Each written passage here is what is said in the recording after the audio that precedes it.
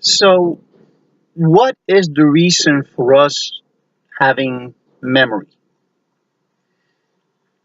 Now, evolutionists would say that over millions of years, we developed memory so that we could remember things that harm us, so that we could remember things that, you know, differentiate between things that were good for us, fruits, vegetables, and the like, and remember things that harm us, spiders, snakes, and so on and so forth. That's the evolutionary explanation for memory. But what would be the creationist reasoning for memory?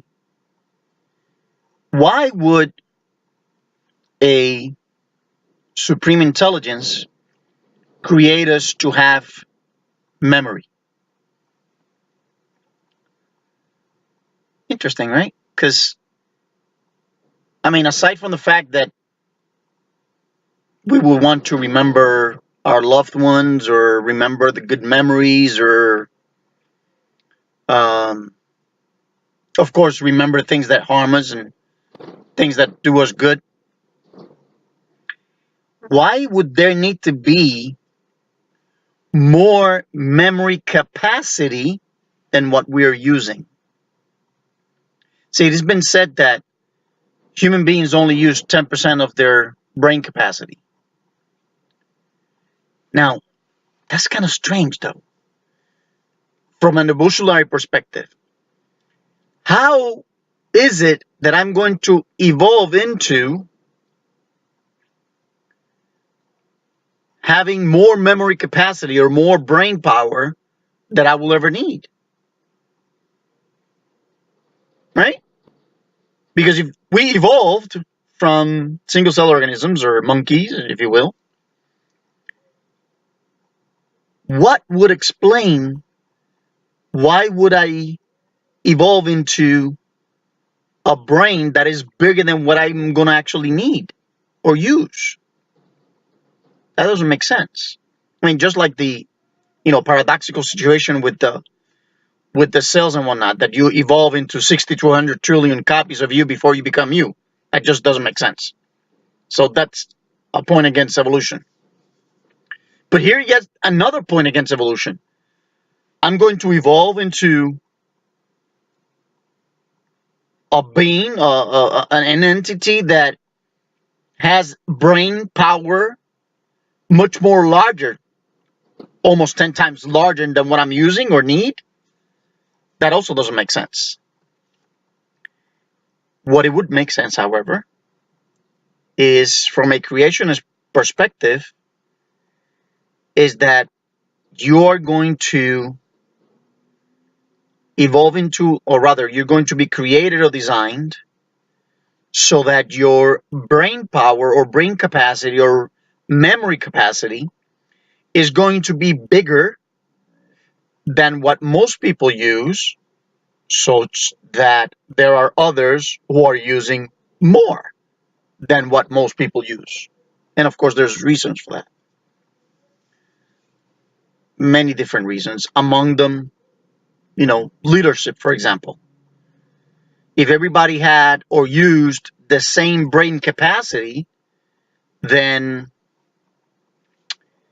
uh, you you wouldn't have leaders. Everybody would be a leader, for example, right?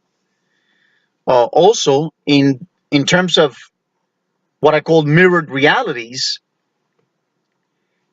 a mirrored reality to us having a brain that is larger than what we use would be because just like in the body, there are cells that don't think; they just do.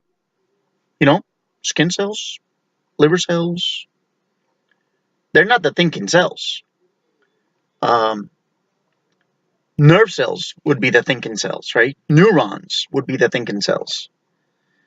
So there are cells that need more capacity to deal with data. Well, that's a mirrored reality to what we are. We are people, a group of people that things need to be that way. Things need to be in a way such that we have people that are not as much thinkers as others. So if you've seen any of my other videos, you know that I am more biased towards creation than evolution. Although I do not ignore all the issues of evolution. My theory is that we were created to evolve. We were designed with the ability to evolve. And so going back to this issue about memory, why do I need to have memory? Why do I need to remember things? Um, and even beyond that, why would I have thoughts, pictures, or images in my brain of things that I know I clearly have never seen before? Um, Reason would say that I should only have thoughts, memories of things that I have seen before or collections thereof. So if I have an image in my brain and I say, man, I've never seen that before. Well, why would I have that? Or if I have a dream of being in a place that I know I've never seen before, neither because I've been there personally or because I have seen it in a movie. It says I know this image that I have in my brain. I've never been in this place. It doesn't make sense for me to have that memory because I understand that the brain would have a large processing power to be able to create things from other things that you've seen, like a collage, right?